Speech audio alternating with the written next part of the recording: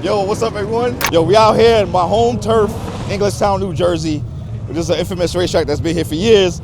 But we're back for another round of LZ World Tour. I don't know if you guys remember, I shot something here last year, and it was insane. That's where we met Sun Kang. We did a lot of stuff with him, Adam LZ, all those guys.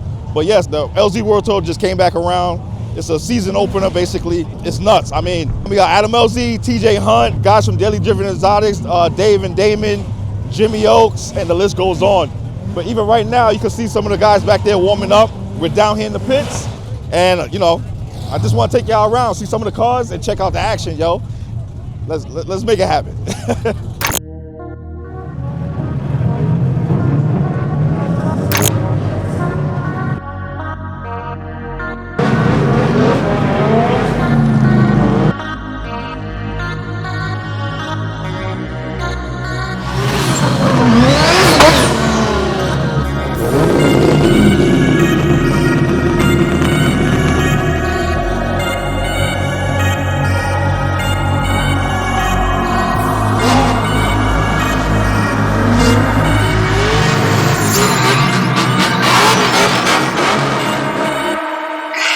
The event, I mean, is out of control, man. When you're in the pits and you see how the behind the scenes stuff is nuts.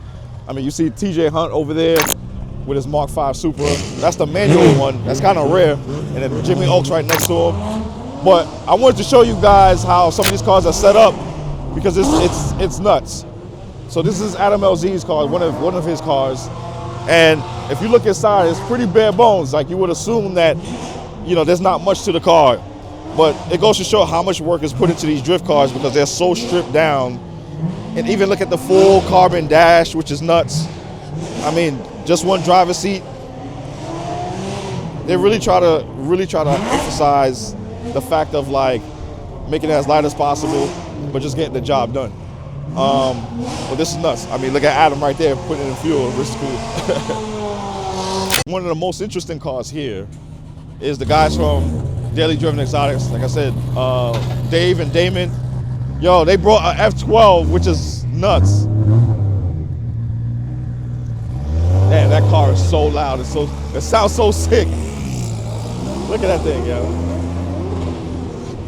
So Damon, if you guys watch his channel, this is pretty well known. This is F12, but the setup on this is crazy. The fact that he's drifting a V12 Ferrari is nuts, and the way this thing sounds is insane. But even the turbo kit, everything that's set up on this car is full custom. I mean, it's wild when you see how the headers are, all the piping stuff that goes into this is crazy. But the crazier part, as I mentioned, of the car being gutted, like as you saw in Adam LZ's car, yo, look at the interior in this F12. Completely bare bones, straight to the point. And it's so wild seeing a car like this get done to a capacity like this, but this is so sick. I mean, I give a lot of credit to these drift guys, man. Like, it's not easy. This stuff ain't easy, especially at this high level. It's super expensive, not cheap, and you know, you guys are not even factoring just going through tires. I mean, these guys are going through multiple sets of tires a day, probably over $3,000 worth of tires, probably on the low end.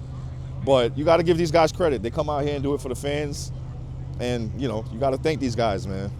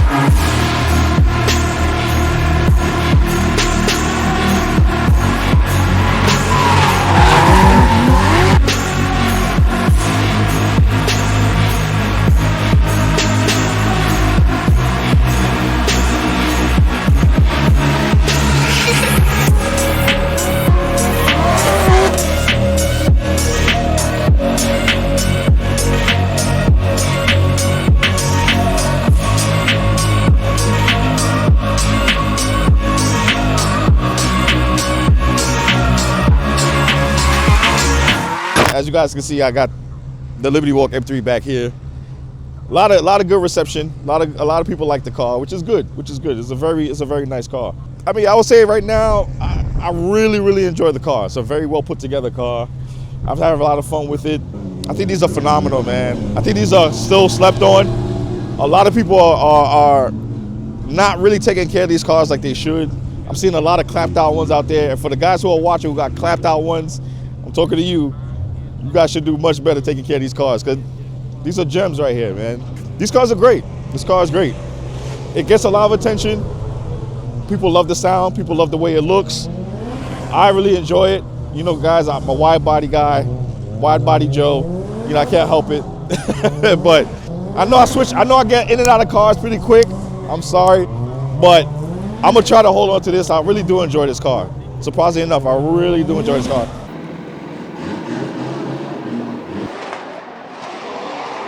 Oh, David. What's up? Nice to meet you, man. This is the first time meeting you in person. I watch your videos all the time. Thank you. I wanted to get you on camera because I wanted to talk about your car. So yeah, it's doing 3-wheel motion right now. So we just put a set of hydros in it.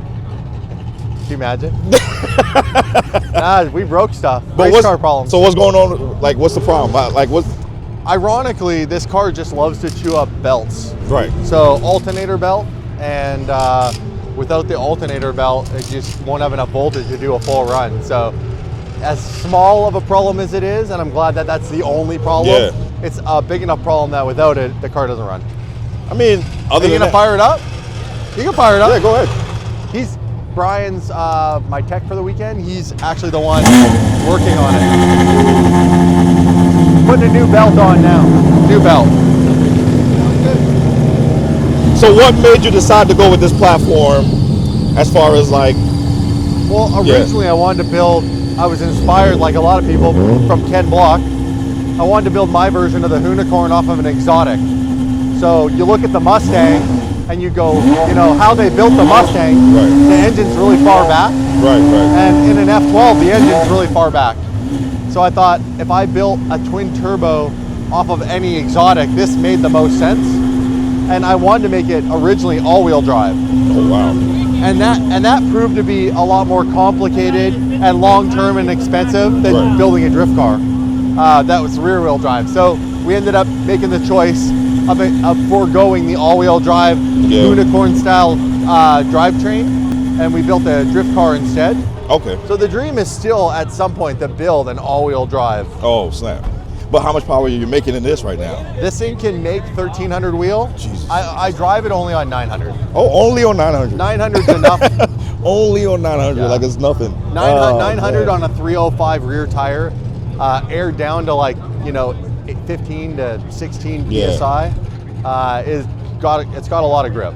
And I know, and I mean, dude, I've been following you for a while, and you have some pretty sick cars, man. Thank you. But what would you say is like, is this one of your, like probably your top 3 out of the cars that you have? Yeah, I mean, this car provides an experience none of my other cars provide, because it's a full-blown race car. Right. That's you know, it's got only F12 in the world with a clutch pedal.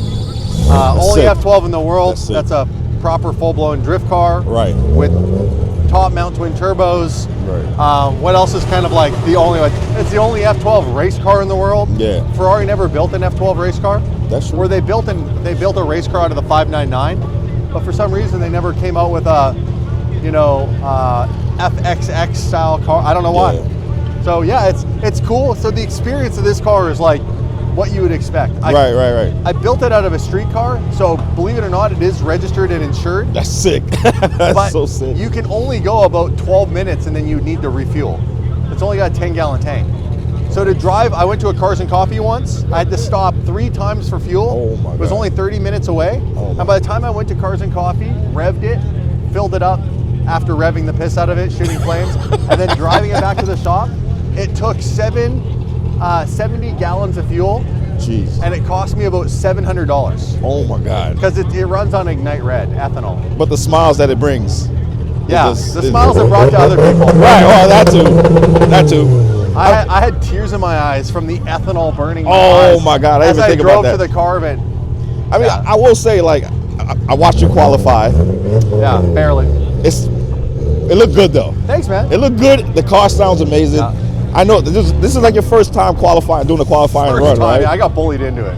I mean, but how do you feel about it after? Like, do you feel, you know, is it something you might try more, or? I would do more stuff, just not with this car. I mean, this car, listen, this car is not currently set up to compete.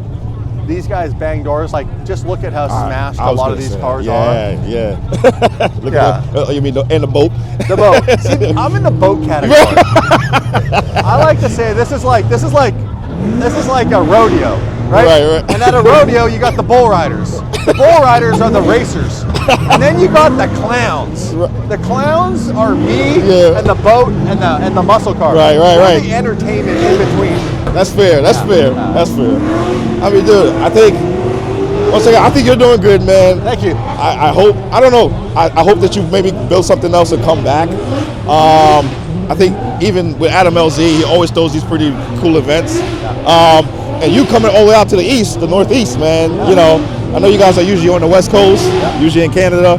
I know the weather here sucks, but we'd love to have you back, man. Yeah, I'd be down to come back.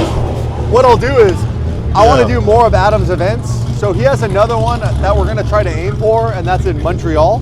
So that's just over the border. Yeah. So if we do the Montreal event, it would be cool to have you come up. Yeah, I mean, I've driven up there before. Yeah. I drove the RWB up there. So really close from here. No, it's like 7-8 hour drive straight, which is nothing. I did that in one shot. That's nothing. Yeah. When is that? Do you know when that is? I believe in like the fall. Oh, that's good. That's plenty of time. I think. That's plenty of time. I don't think it's like until, I'll have to ask Adam, unless I'm completely wrong. And we gotta talk off camera, but dude, the kind of world tour you've been doing, dude. Yeah. Oh man, that's the global stuff's fun. Yeah, you've been.